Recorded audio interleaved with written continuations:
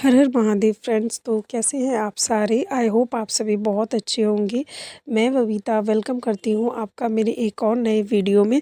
तो फ्रेंड्स, मैं जा रही हूँ कुंभ, और ये मैंने आपसे ये जो वीडियो है ना, मैंने आपसे दो पार्ट में शेयर किया है। एक मैंने इससे पहले कल पोस्ट किया था और एक आज मैं आपके साथ शेयर कर रही हूँ।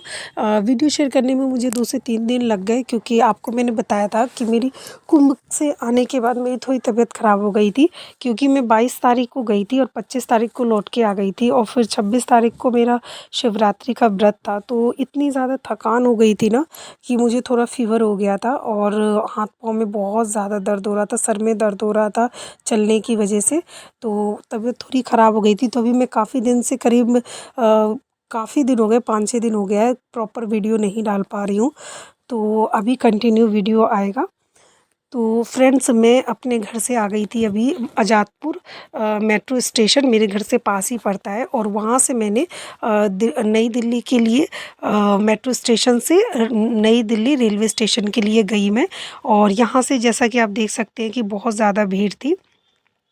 भीड़ तो थी, लेकिन व्यवस्थाएं बहुत अच्छी थी और प्रॉपर थी। ऐसा नहीं है कि आपको कोई देखो, जाना सबको है, एक के लिए तो कोई व्यवस्था है नहीं, सबको जाना है। तो थोड़ा सा भीड़, थोड़ा सा समय तो लगेगा ही लगेगा, ये तो कंपल्सरी बात है, और इसमें कुछ करा नहीं जा सकता है। लेकिन ये है, इतनी भीड़ के बावजूद भी आप आराम से चल सकते हो, कोई दिक्कत नहीं थी। मैंने रात का सफ़र किया था। मैं अभी करीब घर से तो मैं ऐसे निकल गई थी करेक्ट 7:30 बजे, 7:30 या 7:15 बजे के आसपास में घर से निकली थी। और ट्रेन में मैं बैठी थी 9 साढ़े 9 बजे, 10 बजे ट्रेन चली थी।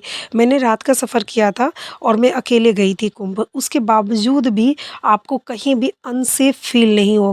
मतलब इतने लोग, इतने भीड़ में भी आप बहुत कंफर्टेबली आराम से जा सकते हो। बस ये है कि भीड़ है, थोड़ा-सा आपका जो ये सफ़र है वो आरामदायक नहीं होगा। ये जो सफ़र था ये आरामदायक तो नहीं था, लेकिन आनंदपूर्वक था, मैं ये कह सकती हूँ। बहुत ज़्यादा भीड़ मतलब ट्रेन में नहीं थी कि मतलब जैसे टीवी में दिखा रहे थे ना, बिल्कुल पैर रखने की भी जगह ना हो, इतना नहीं था। मैंने जनरल टिकट लिया था, क्योंकि रिजर्वेशन मेरा नहीं हो पा रहा था, वेटिंग लिस्ट में जा रहा था तो नहीं हो पा रहा था, और तत्काल का भी टिकट नहीं मिला था।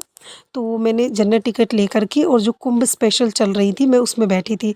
तो उसमें मुझे प्रॉपर सीट मिल गई थी, बट ऐसा नहीं था कि आप आराम से सो के जा सकते हो। एक एक सीट पे 4-5 लोग बैठे हुए थे, तो बस सिर्फ बैठने का सीट मिल गया था। और उसके बावजूद एक और दिक्कत थी कि 8-9 घंटे का जो सफ़र है वो 24 घंटे में सफ़र तय हुआ। मतलब मैं 9 साढ़े 9 बजे के करीब यहाँ नई दिल्ली रेलवे स्टेशन पे बैठी थी, और मैं उतने ही टाइम पे करीब 9 बजे के ही करीब मैं प्रयागराज में उतरी थी। तो कुल 24 घंटे लग गए। ये सफ़र थोड़ा-सा कष्टदायक ज़रूर था, लेकिन यकीन मानो, जब मैंने प्रयागराज की धरती पे कदम रखा ना, तो वो अनुभव ही कुछ और था। और आप जैसा कि देख सकते हैं कि ये अभी ट्रेन से मैं उतरी हूँ और प्रयागराज में, और देखो कि भीड़ कितनी ज़्यादा है। ये सभी एक ही ट्रेन के हैं, सभी लोग अभी उतरे हैं और ये सब प्रयागराज जाने के लिए ही हैं। इतनी ज़्यादा भीड़ है, इतनी ज़्यादा। और अब मैं स्टेशन मतलब प्लेटफ़ॉर्म से बाहर निकल के आई हूँ, और ये देखिए प्लेटफ़ॉर्म से मैं ये दूसरी तरफ आ गई हूँ बाहर के लिए, और यहाँ पे भी इतनी खचाखच भीड़ से भरी हुई है, और बहुत-बहुत ज़्यादा भीड़ है। लेकिन खुशी, आनंद जो अंदर आप अनुभव करते हैं ना, वो शब्दों में बयान करना मुश्किल है। बहुत-बहुत आनंदमय था, और मैं काफ़ी दिनों से सोच रही थी जाने के लिए, बट भीड़ की वजह से मैं नहीं जा पा रही थी। आप सभी को पता है कि मेरा छोटा बच्चा है, तो मैं सोच रही थी कि शायद भीड़ कम होगी माघ पूर्णिमा के बाद, तो मैं बच्चों को लेके जाऊँगी, लेकिन भीड़ कम नहीं हुई, जैसा कि हम सभी टीवी में देखते ही हैं। तो भीड़ कम नहीं हो रही थी, लेकिन मुझे जाना तो था। मैंने अपने मन में ठान रखा था मैं जाऊँगी तो ज़रूर। तो फिर मैंने बाद में डिसाइड किया कि मैं बच्चों को छोड़ के जाऊँगी, और मैं बच्चों को छोड़ के अकेले निकल पड़ी। कभी-कभी हम कुछ जो फ़ैसले होते हैं ना हमारे, थोड़े से टफ़ होते हैं, लेकिन अपनी आत्म शांति के लिए, मतलब खुद के लिए भी एक एक आध फ़ैसला लेना ज़रूरी होता है। तो हालाँकि मुझे टेंशन तो बहुत हो रही थी और मैं वैसे मेरा बेटा ज़्यादा परेशान नहीं करता है और मैं भाभी को बोल के आई हूँ। भाभी सब बहुत अच्छे से ध्यान रखती हैं बच्चों का मेरे, और मैं बोल के आई हूँ तो वो ध्यान रख लेंगी और रखती भी हैं। मैं कभी सदर वगैरह भी जाती हूँ, मेरा बाबू छोटा था तो वही ध्यान रखती थी। तो मेरी भाभी अब बहुत अच्छी है, जो मेरे बच्चों का ध्यान रख लेती है। अगर मैं दुकान पे भी हूँ, ज़्यादा भी काम होता है तो मेरी भाभी देख लेती हैं। तो मैं भाभी से ही बोल के आई थी।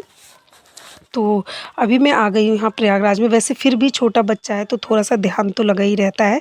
और यहाँ से मैंने मतलब रेलवे स्टेशन से मैं निकली, उसके बाद बाहर इतनी ज़्यादा भीड़ थी।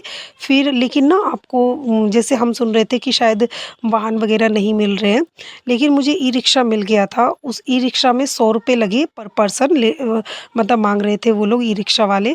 तो मेरा मुझे ₹100 लगा और ₹100 लेने के बाद ई-रिक्शा वालों ने ना कुंभ मेला क्षेत्र से 5 से 6 किलोमीटर करीब होगा, तो इतनी दूर पे छोड़ दिया था और उसके बाद मैं पैदल गई थी। लेकिन ये यकीन मानो, ये जो सफ़र था ना ई-रिक्शा में बैठने के बाद, जो मेला क्षेत्र मतलब प्रॉपर दिख रहा था, जगह-जगह लाइटें भी थी, तो ये इतना सुंदर था ना, इतना सुंदर कि ये अनुभव ही अलग था। और बहुत ज़्यादा अनुभव अलग था। वैसे मुझे धार्मिक यात्राएँ बहुत ज़्यादा पसंद है, बहुत पसंद, पर मैं ज़्यादा नहीं कर पाई हूँ अभी तक, लेकिन मैं आगे भविष्य में करना चाहती हूँ। मैं 12 ज्योतिर्लिंग के दर्शन करना चाहती हूँ और भी बहुत सारे यात्रा वाराणसी जाना चाहती हूँ, मुझे अयोध्या भी जाना था, लेकिन मैं अभी इतनी भीड़ में नहीं जा पाई। और क्योंकि मैं अपना बेटा छोड़ के आई थी दिल्ली, तो इस वजह से भी मुझे जल्दी से लौटना भी था, तो मैं कहीं भी नहीं गई थी। सिर्फ़ मैंने संगम में, त्रिवेणी में स्नान किया और मैं वापस आ गई। तो बस मेरा इतना ही मैं कर पाई। और ये देखिए, मैं अभी आ गई हूँ मेला क्षेत्र में और मेला क्षेत्र में बहुत ज़्यादा भीड़ थी। लेकिन आपको ऐसा नहीं है कि आपको तो मतलब कुछ धक्कम-धुक्की हो रही है या फिर इतनी ज़्यादा भीड़ है कि आप चल नहीं पा रहे, नहीं। आप आराम से कंफर्टेबली चल लेंगे। आप देख सकते हैं इतनी भीड़ है, उसके बावजूद भी जब आप पास आते हैं ना तो आपको इस तरीके से मिलता है कि आराम से आप थोड़ी दूर-दूर ही हैं और आप चल रहे हैं। और सुबह से मतलब पूरा 24 घंटा हो गया था, तो अब मैं मुझे वैसे ना बाहर का खाना कुछ ज़्यादा पसंद नहीं होता है, तो मैंने अभी फ्रूट्स ले लिए थे, अंगूर लिया था, खीरा लिया था, जो कि बहुत महँगे मिल रहे थे यहाँ पे। और उसके बाद मैंने वो खाए और आगे बढ़ी मैं।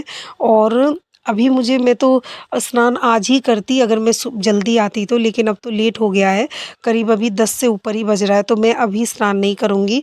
अब मैं यहीं पे रेस्ट करूँगी मेला क्षेत्र में ही, और उसके बाद सुबह में स्नान करूँगी। सुबह वैसे भी ना विजय एकादशी है, तो सुबह के टाइम स्नान करूँगी।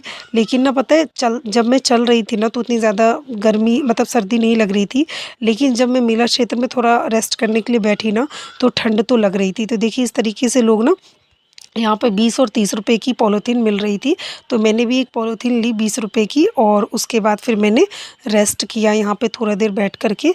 और सुबह के टाइम करीब जब 5 बज गया था ना तब मैं निकली और तब मैंने स्नान किया था। तो इस तरीके से यहाँ पे रेस्ट भी कर सकते, यही वो क्षेत्र था जहाँ पे शायद भगदड़ हुई थी मौनी अमावस्या वाले दिन, जो कि बहुत ज़्यादा दुखद था। और ये देखिए अभी करीब 5 बज रहा है, 5 साढ़े 5 के करीब बज रहा है, और मैंने 2-3 घंटा रेस्ट कर लिया है और अब मैं आ गई हूँ घाट पे। और ये देखिए ये सुबह का नज़ारा है, जो कि बहुत ज़्यादा खूबसूरत है और थोड़ी ठंडी भी लग रही थी मुझे। और ये देखिए बहुत सुंदर ऐसा लग रहा था ना कि धरती पे स्वर्ग उतर आया हो, और इतना सुंदर नज़ारा था। ये देखिए इतना सुंदर नज़ारा, और इतना ये जो अनुभव था ना ये बहुत ही अद्भुत था। आई थिंक मुझे ऐसा लगता है कि आप सभी को ज़रूर, आप जो लोग गए आप सभी बहुत भाग्यशाली हैं, जो आपने ये अनुभव महसूस करा। जो नहीं गए उन्होंने बहुत कुछ मिस किया। तो ये देखिए अब सुबह का करीब अभी साढ़े 7-8 के करीब बज रहा है।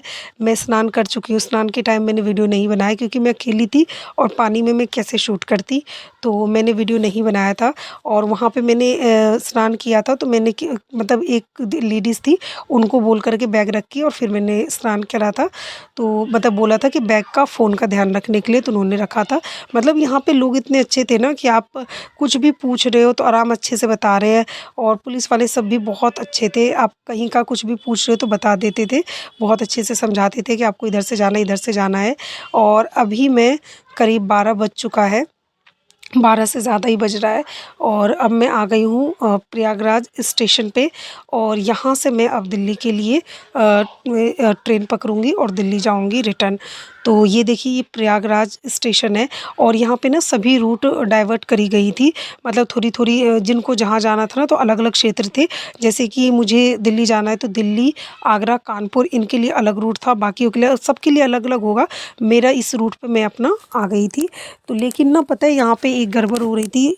इधर से जाते टाइम तो मैं एक ही ट्रेन से गई थी, उधर से आते टाइम मैंने 4 बार ट्रेन मुझे बदलना पड़ा क्योंकि पता है पुलिस वालों में ने भी और जब अनाउंसमेंट हो रही थी ना तो वहाँ पे भी ये कह के बिठाया कि ये ट्रेन मतलब कानपुर और वगैरह से होते हुए दिल्ली को जाएगी।